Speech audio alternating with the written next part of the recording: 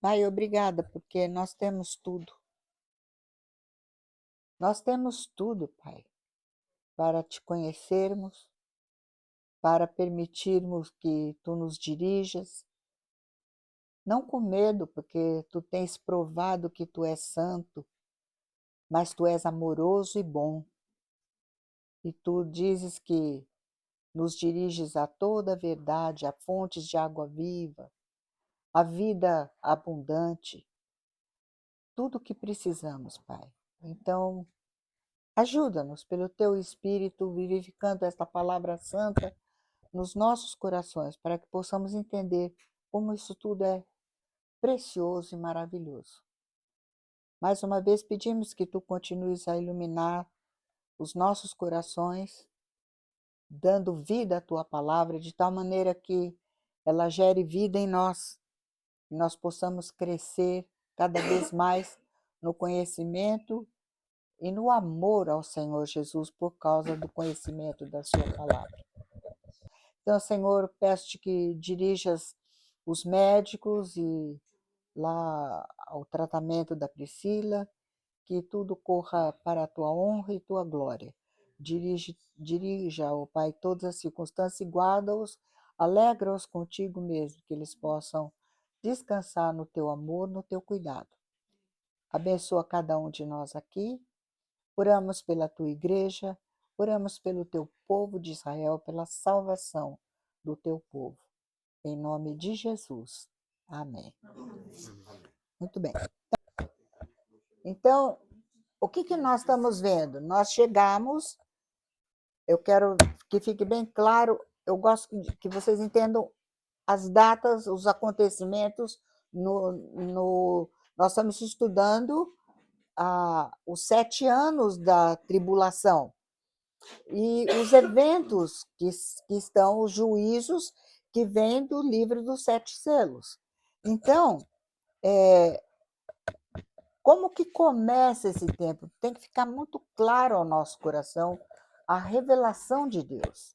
Nós vimos, por exemplo, que o apóstolo Paulo, escrevendo à igreja de Tessalônica, e ele disse para eles: vocês não deixem que ninguém, de modo algum, engane vocês de que, com relação ao nosso encontro com Jesus, né? Para que vocês não temam, em vez de nós nos encontrarmos com Jesus, nós entremos na tribulação, num tempo de juízo.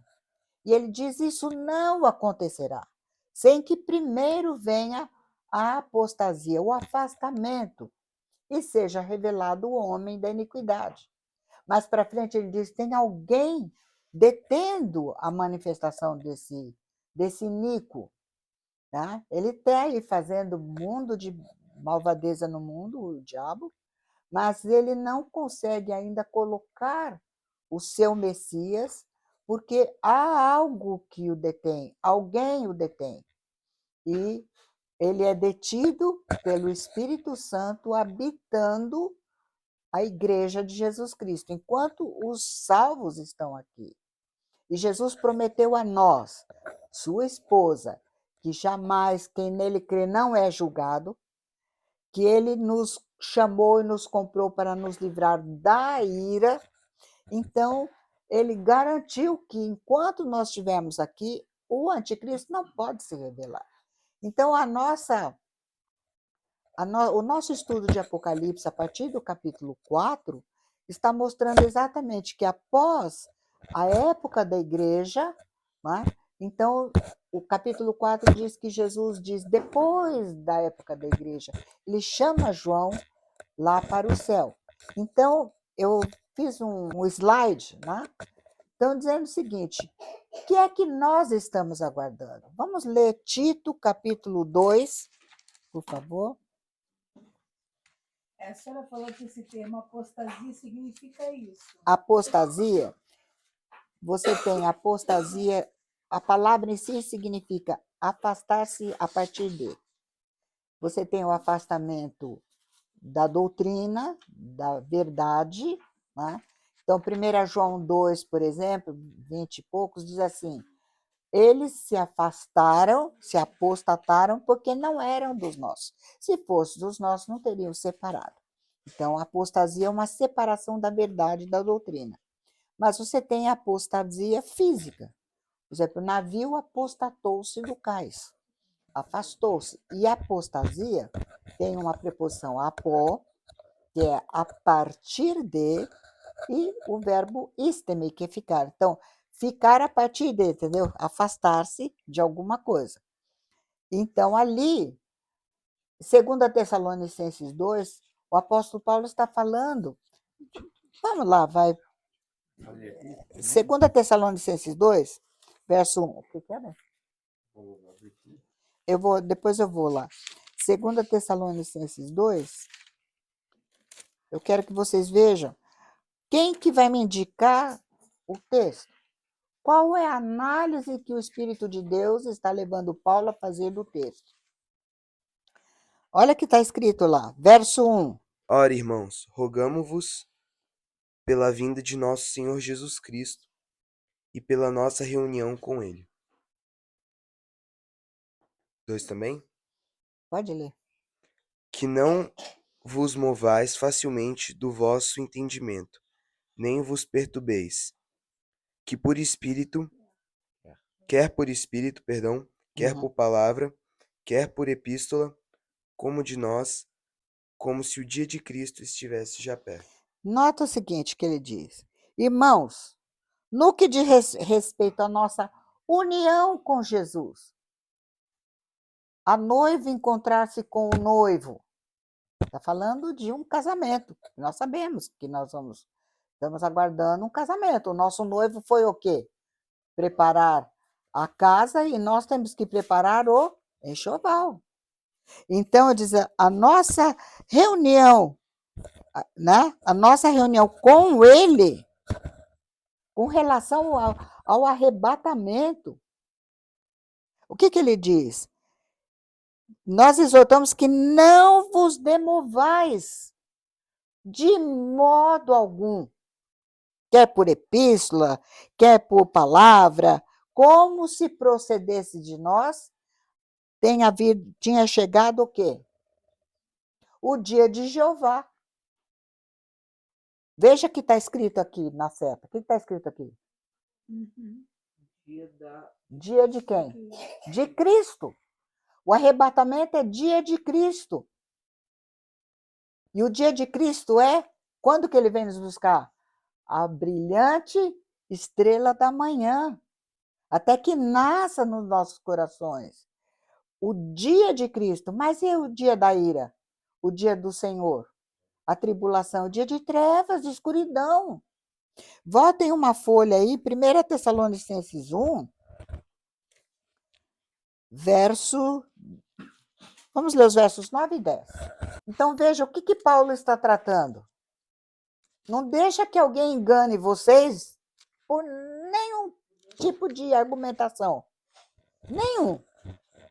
Que o dia de Cristo é igual à tribulação. Estão entendendo isso? Dá para entender o argumento do Espírito Santo? Versos 9 e 10 do 1.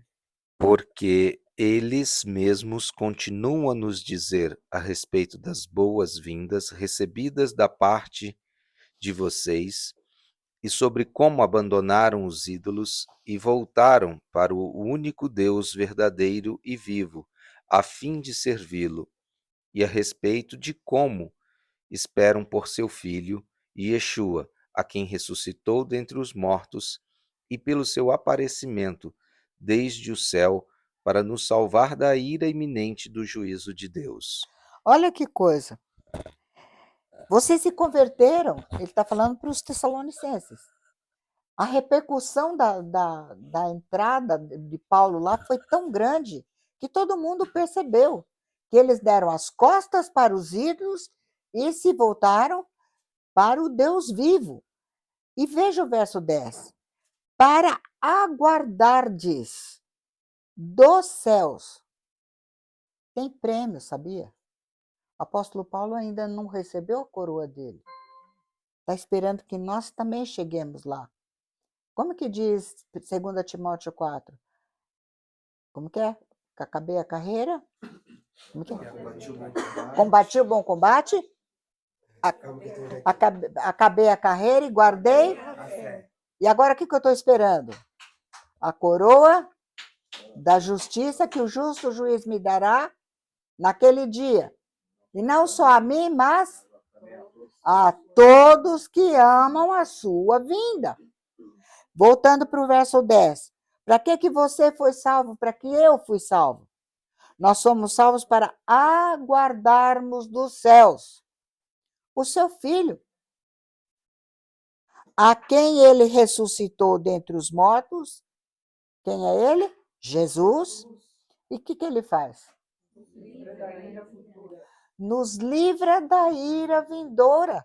Ele está falando no capítulo 1. Chega no capítulo 2, ele diz: ninguém demova você. Na segunda carta, começaram a dizer que estava chegando a tribulação. Ninguém demova vocês por carta, por epístola, nada. Que tenha chegado o dia da ira. Jesus nos salvou da ira.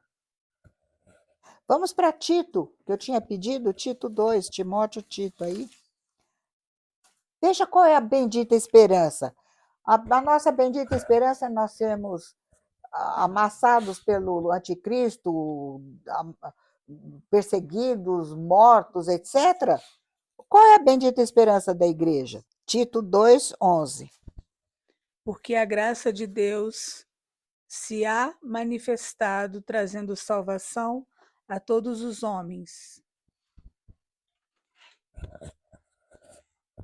Educando-nos para que, renegadas a impiedade e as paixões mundanas, vivamos no presente século, sensata, justa e piedosamente. E fazendo o quê? Enquanto aguardarmos esperançosamente o dia em que será revelada a glória de nosso grande Deus e Salvador Jesus Cristo. Veja bem, nós temos que viver aqui no presente século, sensata, justa, piedosamente, aguardando a bendita esperança. Que bendita esperança é essa? A manifestação da glória do nosso grande Deus e Salvador Jesus Cristo. Gente, a igreja é para aguardar. Aguardar. Qual é a oração da igreja? Apocalipse 22. O Espírito e a noiva dizem: vem.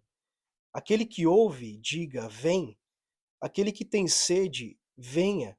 E quem quiser, receba de graça a água da vida. Leia o verso 20, por favor, Lucas. Aquele que dá testemunho destas coisas, certamente venho sem demora. Amém. Vem, Senhor Jesus. Vem, Senhor Jesus, é Maranatá.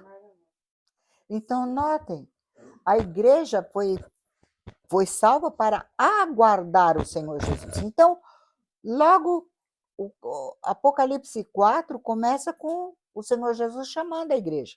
Sobe para aqui. E lá no céu nós já sabemos que nosso enxoval vai ser analisado antes do casamento. Então, vamos passar pelo bema de Cristo. Nós estamos lá porque todos somos salvos. Mas aquela parte da nossa vida que nós vivemos para nós mesmos não vai valer para nada. Mas aquilo que permitimos que Jesus vivesse em nós e através de nós tem galardão, tem prêmio. E aí, então, nós vemos a noiva. No capítulo 4, diz aqueles anciãos que são a noiva está vestida de... Como que ela está vestida? Com vestes brancas. Porque ela já foi galardoada, nós vamos ver lá no capítulo 19, que foi dada vestir. Que são essas vestes brancas? O linho finíssimo e puro são os atos de justiça dos santos. Aquilo que Jesus fez através de você e através de mim. Então, nós vemos no capítulo 4, por causa do bema, a noiva galardoada. E eu quero ler João 3, 29, por favor. Apocalipse 17, nós já vimos, a noiva diz, vem. Mas João 3, 29 diz o quê? A noiva pertence ao noivo. O amigo que presta serviço ao noivo e que o atende e o ouve, enche-se de alegria quando ouve a voz do noivo. Esta é a minha alegria que agora se completa. Quem está falando isso? João Batista. Quem tem a noiva, o noivo é a noiva, não é o amigo do noivo. A nação de Israel é amigo do noivo. Eles vão participar lá, vocês vão ver no Apocalipse 19. Vão participar lá, Abraão, Isaac, Jacó, vão participar do nosso casamento. Mas o casamento é conosco, da igreja. Quem tem o noivo, a noiva, é o noivo. Então a igreja é a noiva. João Batista morreu antes de Pentecostes. Exato. Então, João Batista era amigo do noivo, ele não fez parte da igreja, lembra? Ele foi decapitado antes. Então, a noiva, no capítulo 4, aparece vestida de vestiduras brancas. E ela aparece por causa do bema, não só no seu enxoval, aquela peça do seu enxoval, que eram os atos de justiça dos santos, ela foi vestida de branco, mas ela está coroada.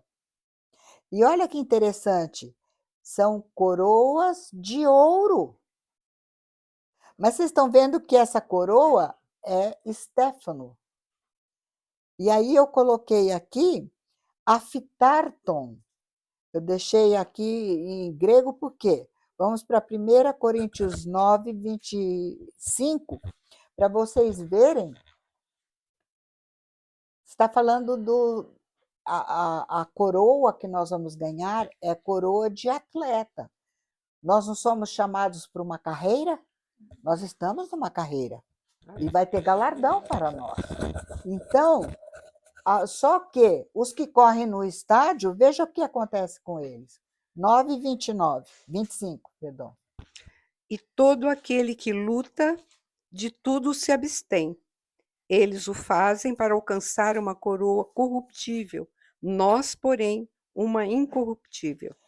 Olha, é uma coroa de quem está competindo, só que é incorruptível. Então, notem, a noiva, aqui no capítulo 4 de Apocalipse, ela está galardoada, ela está vestida de linho finíssimo e puro, ela está ali junto com Cristo para reinar com Cristo. E aí, nós estando lá, lembra que vem o livro dos 7 selos, e é apresentado esse livro lá no céu. E todo mundo João até começa a chorar, porque ninguém podia olhar para o livro. Quer dizer, a escritura da terra. Quem é o legítimo dono? Quem que venceu o usurpador? Que estava mandando, usurpou através de Adão e Eva, ter entregue a eles tudo o que receberam. E aí nós vamos cantar. Essa palavra aqui, você e eu vamos cantar diante do Cordeiro. Digno és de tomar o livro, de abrir-lhe os selos, porque foste morto, e com o teu sangue compraste para Deus os que procedem de toda tribo, povo, língua e nação. Então, veja, nós estamos aqui cantando, reconhecendo que nós somos comprados com o sangue de Jesus. E vamos vê-lo tomar o livro dos 7 selos.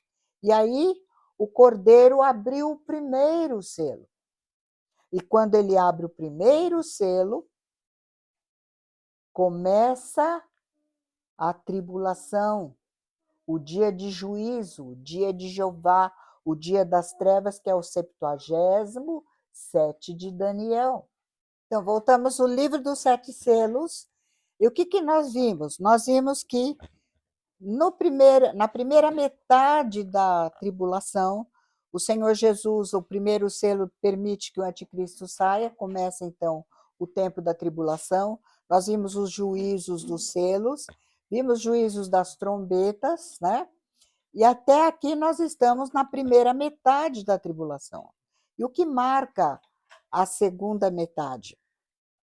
Quando Satanás é atirado do céu, o arcanjo Miguel com os seus anjos vai lutar contra Satanás e os seus anjos, e ele é mandado para a terra, nunca mais ele vai ter acesso aos céus.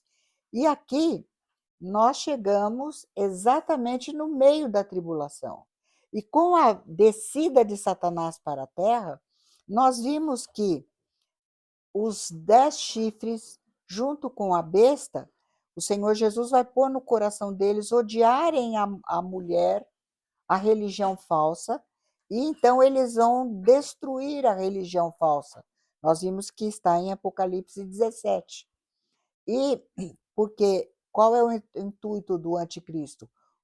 Entrar no Santo dos Santos e dizer que ele é Deus. Então ele vai destruir logo no comecinho da metade da tribulação. E aí nós vemos, então, o juízo da religião, né? E aqui, então, a definição. Gente, guarda, no meio da tribulação, a hora que Satanás é atirado, lembra que a besta vai sofrer uma ferida de morte, e aí qual é a definição que eles vão exigir? E ela está respaldada mais ainda por Satanás, é a marca da besta. Então, aqui é uma definição. Daqui para frente, quem pôs a marca, recebeu a marca, não tem volta, e quem é do Senhor Jesus jamais vai aceitar a marca da besta. Então, é a hora da definição, no meio da tribulação.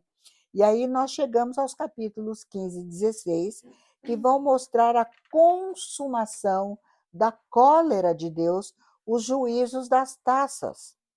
E aí, a 7ª taça, que nós vimos o capítulo 18 de Apocalipse, vejam, a religião foi julgada pela besta e pelos 10 chifres, Deus colocou no coração deles destruírem aquela religião toda lá, no comecinho da segunda, da grande tribulação. Mas todos esses juízos também caem sobre a Babilônia, a parte comercial, política de Babilônia. Lembra que nós vimos? Os reis da terra vão chorar e tudo mais. E, por fim, a 7ª taça é atirada no ar, é um grande terremoto, a grande cidade é dividida. Então, esse é o juízo sobre a Babilônia política.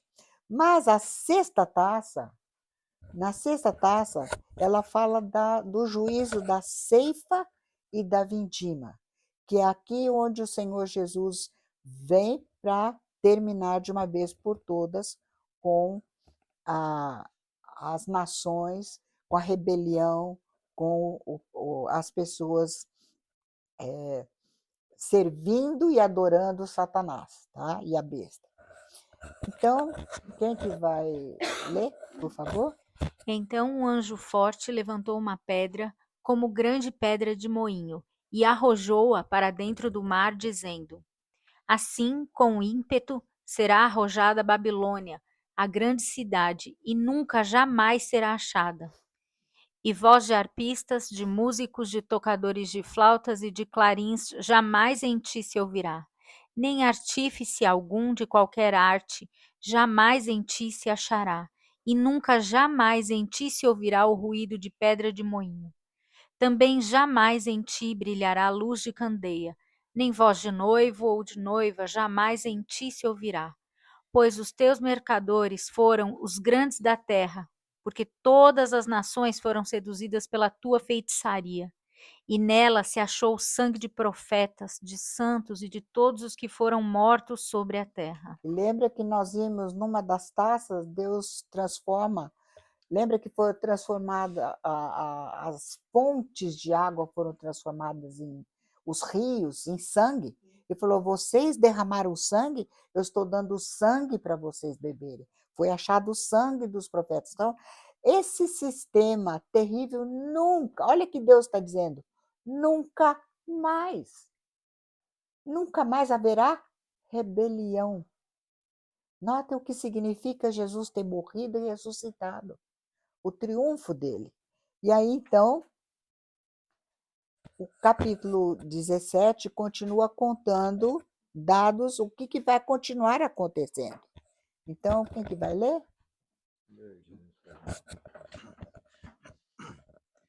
Pelejarão eles, os 10 chifres e a besta, contra o cordeiro, e o cordeiro os vencerá. Pois é, o Senhor dos senhores e o Rei dos reis vencerão também os chamados eleitos e fiéis que se acham com ele.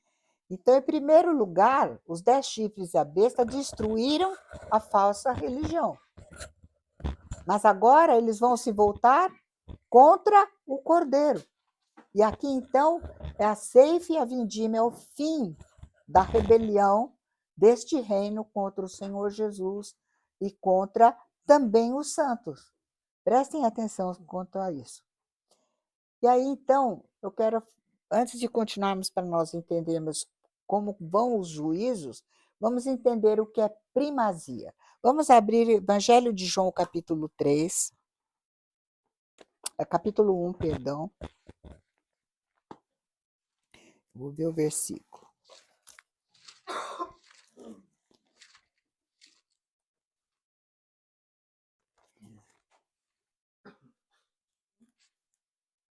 Verso 30. 1:30. Quem está falando é João Batista. E este a favor de quem eu disse: após mim vem um varão que tem a primazia, porque já existia antes de mim. Então, o que é primazia? Ele existia, está falando de Jesus, ele já existia antes de mim. Mais uma coisa sobre primazia para nós entendermos aqui. Salmo 147.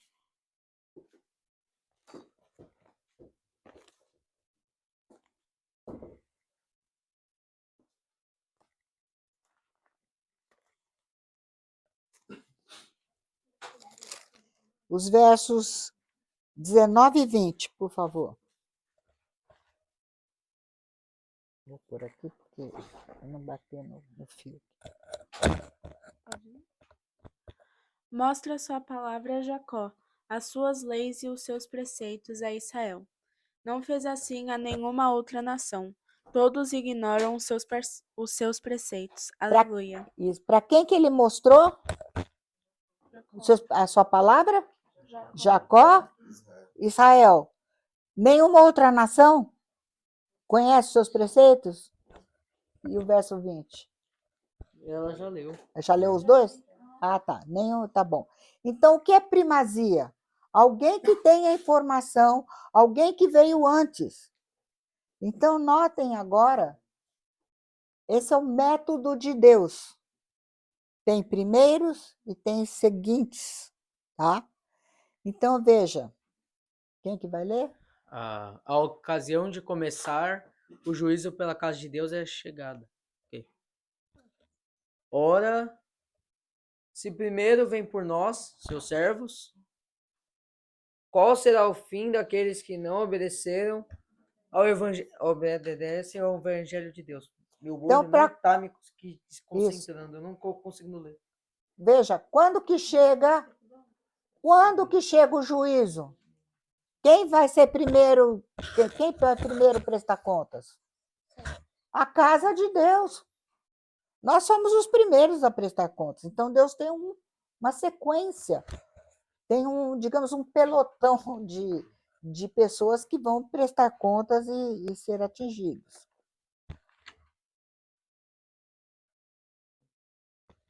O Evangelho é o poder de Deus para a salvação de todo aquele que crê, permanece crendo. Por que essa expressão? Todo aquele que crê e permanece crendo. Aqui está no particípio presente. E eu quero chamar a atenção de vocês.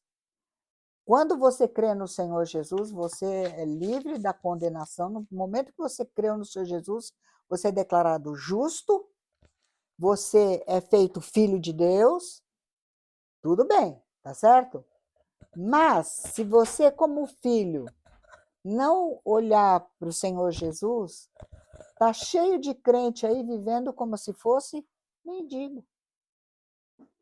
Então, o poder de Deus não é só para livrar você da perdição, do inferno, da condenação, para livrar você do poder do pecado na sua vida. E isso precisa você crer na palavra de Deus e continuar. Então, é o poder de Deus para a salvação de todo aquele que crê e permanece crendo. Por favor. Primeiro do judeu e também do gentil.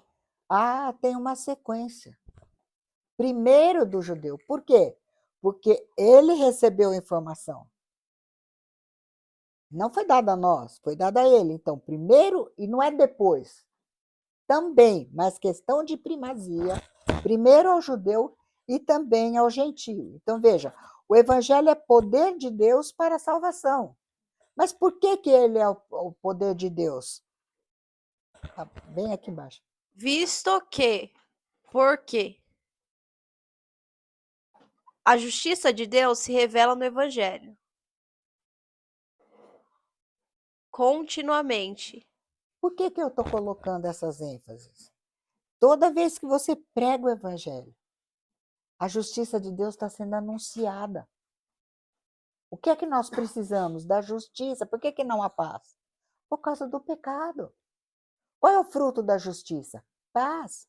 Então, a justiça de Deus ela é continuamente anunciada pelo evangelho.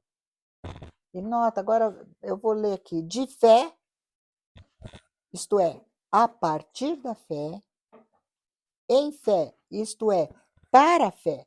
Vocês estão vendo? Você crê, a sua fé vai ser aumentada.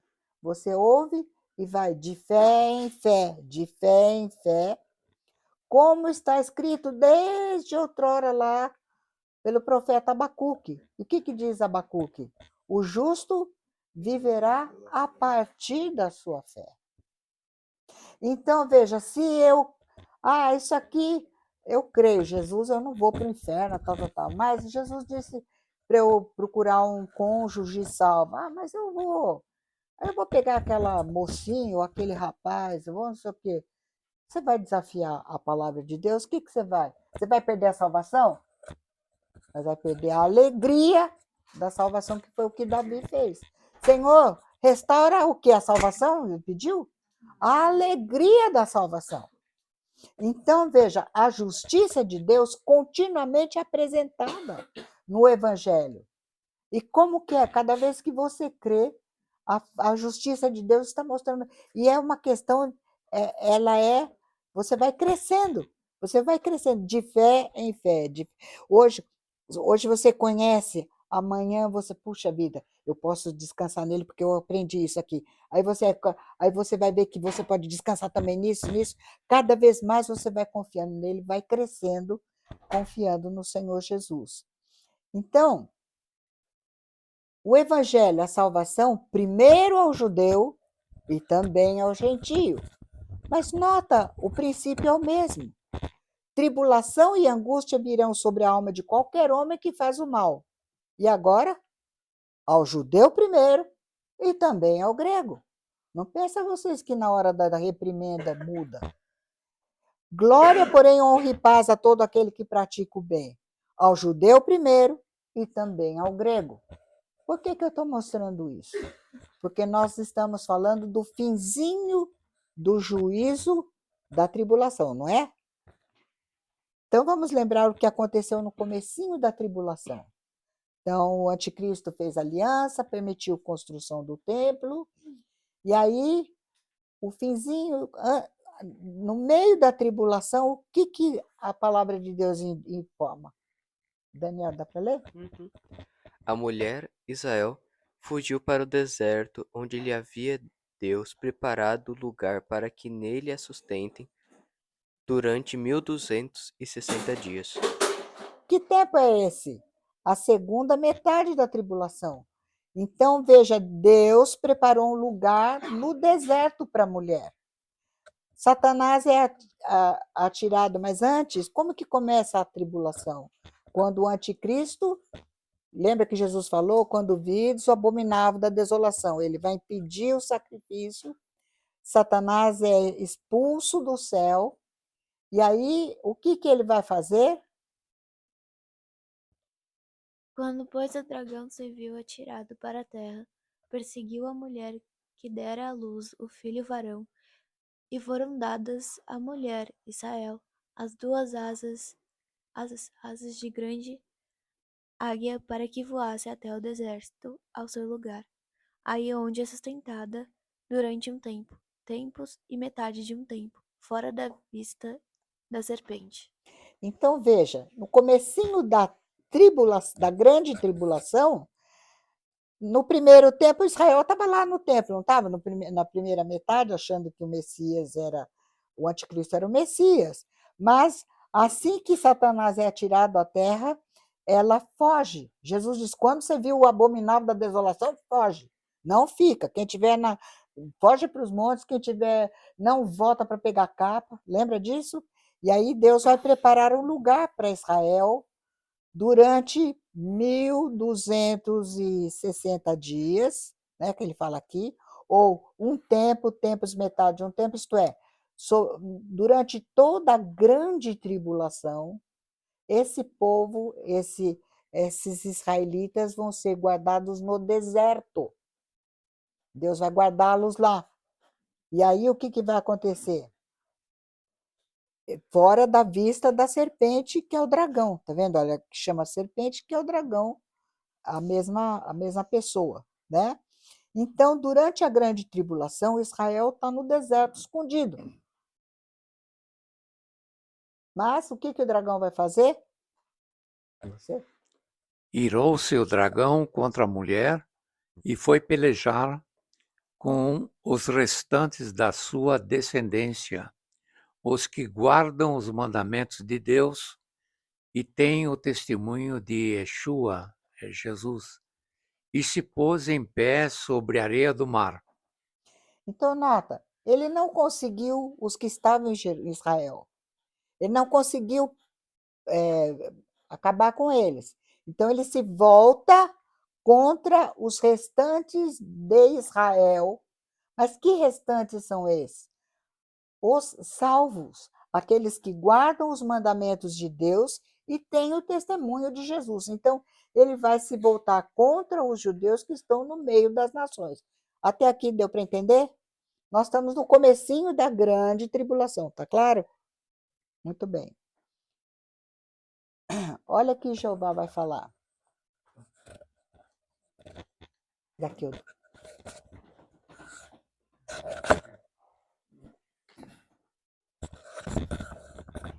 Pode ler? por favor.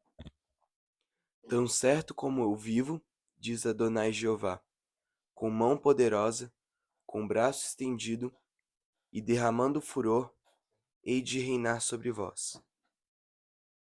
Tirar-vos-ei de entre os povos, e vos congregarei das terras nas quais andais espalhados, com mão forte, com braço estendido e derramando furor. Então, primeira coisa, o Jeová está dizendo, lembra que tinha judeu no meio das nações?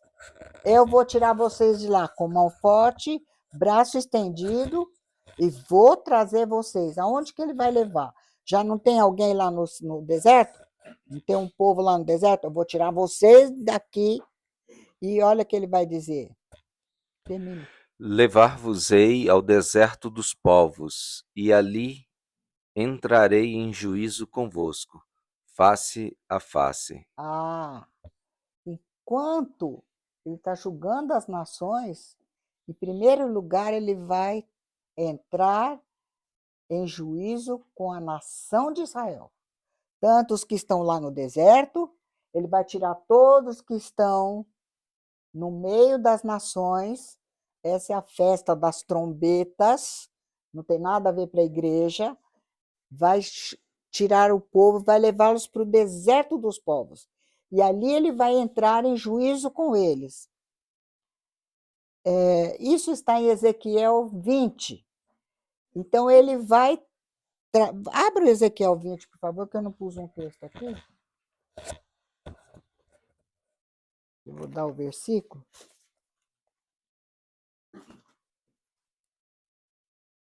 Olha o que ele diz. Ezequiel 20, verso... O que está isso? É aqui. pode 38 a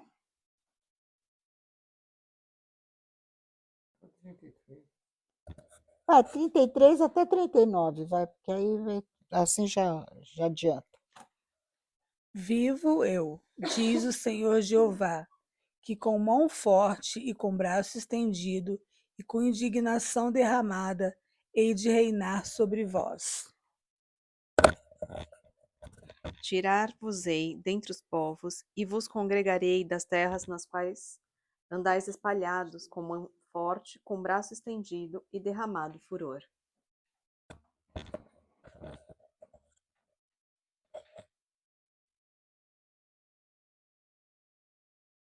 Eu os levarei ao deserto das nações, e ali os julgarei face a face. Como entrei em juízo com vossos pais no deserto da terra do Egito, assim entrarei em juízo convosco, diz o Senhor Deus. Também vos farei passar debaixo da vara e vos farei entrar no vínculo da aliança. E separarei dentre vós os rebeldes e os que transgridem contra mim. Da terra das suas peregrinações os tirarei. Mas à terra de Israel não voltarão, e sabereis que eu sou o Senhor. Então ele vai tirar. Veja, já tem um povo lá no deserto guardado, não tem? Ele vai pegar todos que estão esparramados, trazê-los todos ao deserto dos povos. Não me pergunta onde que é, que eu não sei. Deus chama o deserto dos povos.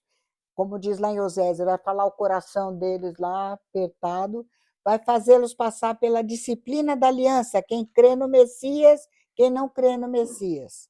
E olha a promessa, da terra que vocês estavam, vocês vão sair, mas os rebeldes não vão entrar em Jerusalém.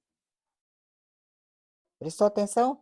Lembra que quando chegar lá, por exemplo, ele vai separar os bodes das ovelhas com as nações. Agora, primeiro, ele está tratando com a nação de Israel. Vou separar os rebeldes daqueles que creem. Esses rebeldes, eles saíram das nações, não vão entrar em Jerusalém. Para onde que eles vão? Sheol. Eles vão sair das nações, mas não vão entrar em Jerusalém. Quem que vai estar em Jerusalém? Então, notem aqui. Aqui nós temos, vocês estão vendo aqui a Jordânia, né? Deixa eu pôr todo... Hoje a Jordânia, aqui está o rio Jordão, né? E vocês estão vendo aqui está Jerusalém, e tem Bosra e Petra. Então, por esse lugar, por que eu estou falando Edom? Nós já vamos ver Isaías tudo.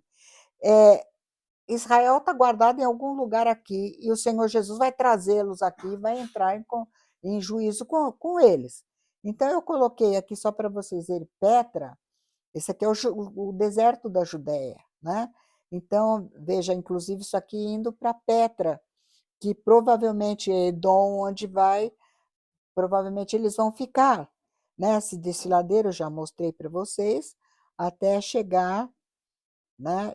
Tanto que aqui eles achavam que ninguém ia conseguir atacá-los, porque eles estavam guardados por esse desfiladeiro, né? Veja que a altura desses montes vão chegando. Vocês estão vendo que agora aqui você vai chegar numa porção aberta, tem esse templo aqui, né? Esse templo ainda está lá, mas mais ou menos essa região. Então, eu estou mostrando essa região, porque isso aqui é Petra, e Deus fala muito dessa região, Temã, e várias vezes na Bíblia. E até o Amir Tsarfati uma vez estava pregando, e teve um senhor jordaniano, chegou para ele e falou assim, nós estamos preparando lugar para vocês lá, na tribulação, né? Então, mais ou menos, é o deserto de lá. Mas por que eu estou dizendo isso? Porque o que eu estou mostrando? Deus está lidando com Israel. Enquanto ele está lidando com Israel, ele está dizendo para nós agora qual é a qualidade do coração dos gentios, das nações. Então, vocês veem aqui uma roça de milho, né? Gostoso comer o milhinho verde. Mas quando você diz que uma roça de milho está pronta para a colheita, ela é feia. O milho tem que estar seco, esturricado, né? Então, Deus diz que, enquanto o Senhor Jesus está lidando lá, ele está mostrando a qualidade desses daqui, como ele vai lidar com as nações.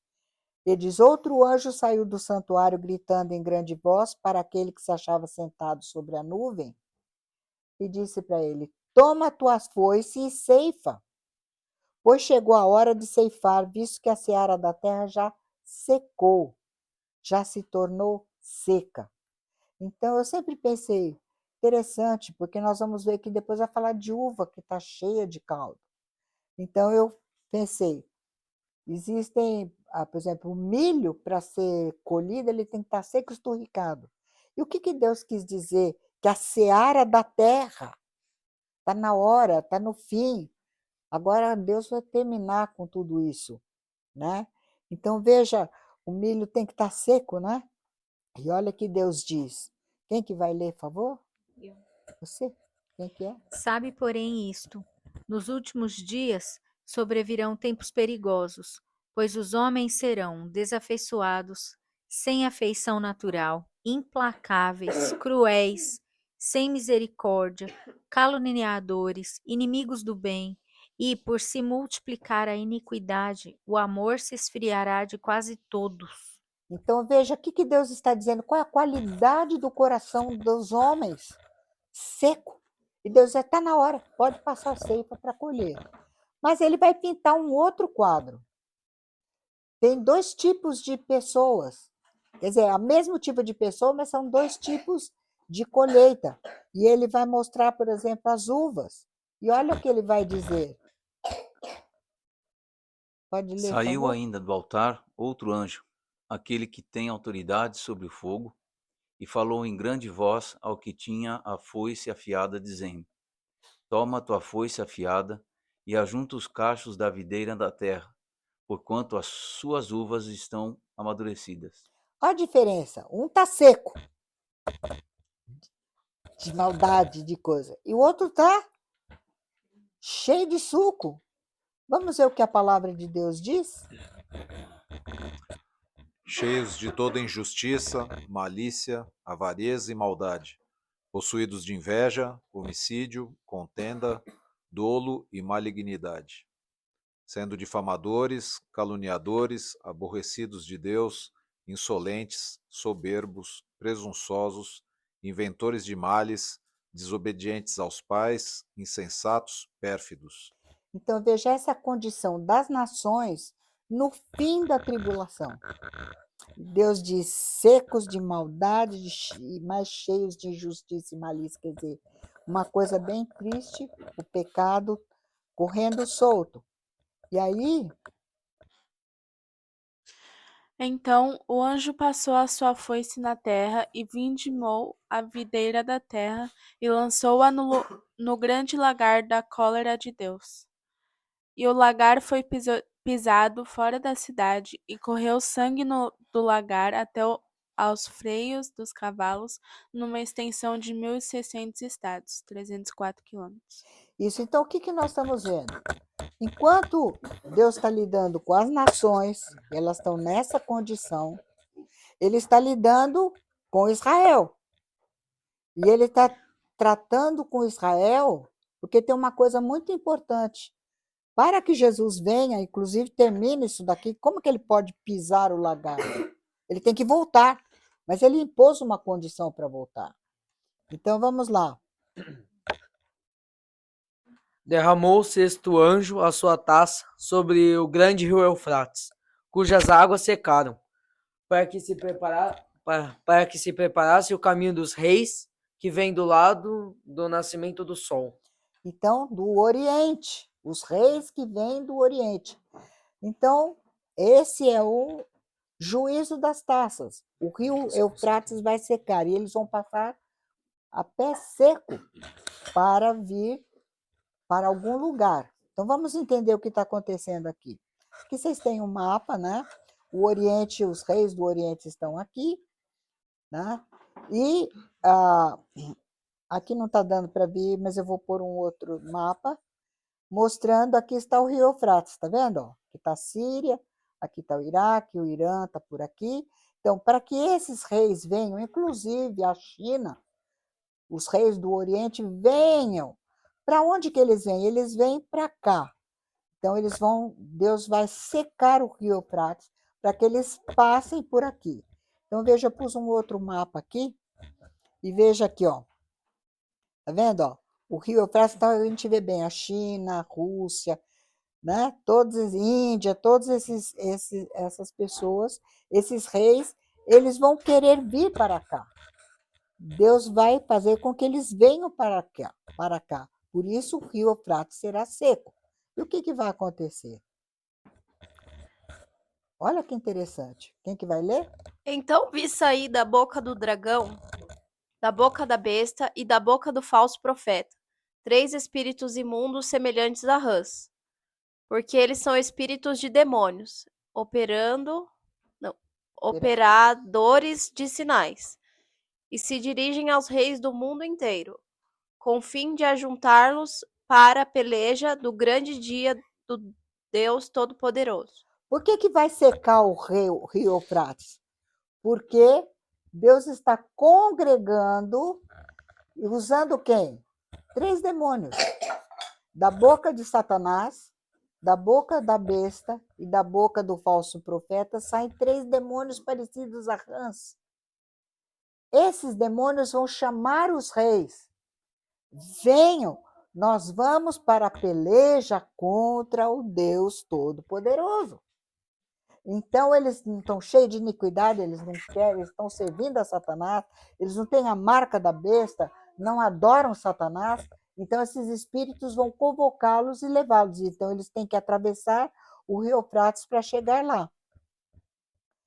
E olha que interessante. Pode ler, por favor. Então os ajuntaram no lugar, que em hebraico se chama Armagedon. E Armagedon é Har Megiddo. Har é monte, Monte Megido. Então, eles vão vir, Satanás vai juntar as pessoas para pelejar contra quem? Contra o Senhor Jesus. Esse é o problema, esse é o desejo dele. Então, aqui nós temos um mapa, né? Aqui nós temos o Mar da Galileia, aqui o Rio Jordão, o Mar Morto, aqui seria Judeia e Samária, Jerusalém está aqui. Eles chamam isso hoje de Cisjordânia, que é uma falácia, né? E o Vale de Jezreel e o Har Megiddo é aqui, o Monte Megido. Então, eles virão, ó, o Rio Eufrates está por aqui, eles vêm de lá atravessar para se reunir aqui. Satanás vai falar para eles se reunirem nessa planície, tá? Então, é Satanás que está fazendo? Quem que está dizendo? Joel 3, o que diz? Eu, Jeová, congregarei todas as nações no Vale do Megido, no Monte Megido. Então, veja, quem que vai trazê-los aqui? Deus vai usar os demônios para que eles ouçam e venham para essa planície. Eu vou só adiantar mais um pouquinho de parar. Então, aqui vocês têm um outro mapa. Isso aqui é o Monte Carmelo, né? O Monte Megido está aqui, eu vou mostrar melhor. Esse todo o Vale de Jezreel. Então, veja aqui, ó. Aqui está o Har Megiddo, que dá Armagedon e o Har Megiddo. Por quê?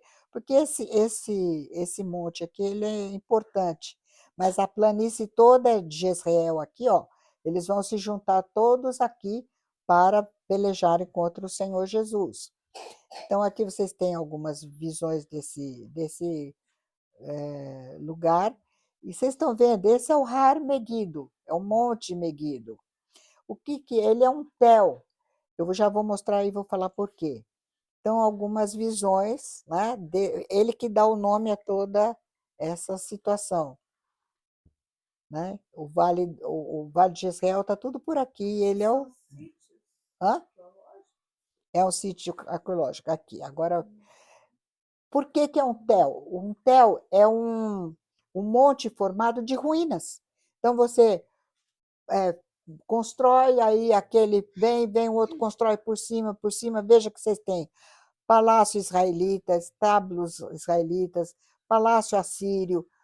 Então, vocês têm uma série de templos cananitas, uma série de civilizações ali que fizeram, inclusive, vários reis israelitas tiveram palácio aqui. Então, esse é o Har Megiddo, que deu Armagedon. Mas ele simplesmente está delimitando toda a planície de Jezreel, onde eles vão se reunir. Aí,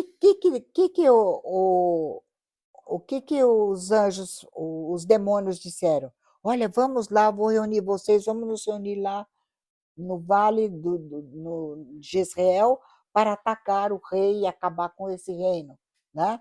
Então, lembra que Deus falou, vou repetir para vocês lembrarem, o anjo passou a sua foice na terra e vindimou a videira da terra e lançou-a no grande lagar da cólera de Deus. Então, notem, os demônios vão chamá-los, vão reuni-los no vale de Jezreel, o Har Megiddo, Armagedon, mas eles vão só apenas ser reunidos lá. Agora, Deus diz que os anjos deles vão levá-los para o grande lagar da cólera de Deus, como se fossem as uvas sendo colhidas. E, olha que interessante, diz que o lagar foi pisado fora da cidade. Aqui tem um mapa, aqui está o lugar do templo, esse aqui é o Vale de Sidrom, né? E ele é chamado o Vale de Josafá ou o Vale da Decisão, ou o Lagar de Jeová. Aqui é o Monte das Oliveiras. Então, neste lugar aqui, é que aqueles reis da terra que vão se reunir lá em cima vão ser trazidos pelos anjos de Deus para este lugar. E é aqui que Jesus vai lidar com eles. E correu sangue do lagar, lembra que a Duda que leu, até os freios dos cavalos. Jesus vai pisar os homens como se pisa uvas no lagar. Tá? Então, eu vou só colocar mais umas coisas aqui. Presta atenção. Olha que Jeová diz, eu vou ler. Congregarei todas as nações. Quem que congregou aqui? Foi Satanás, através daqueles seus demônios, tá? Os 3.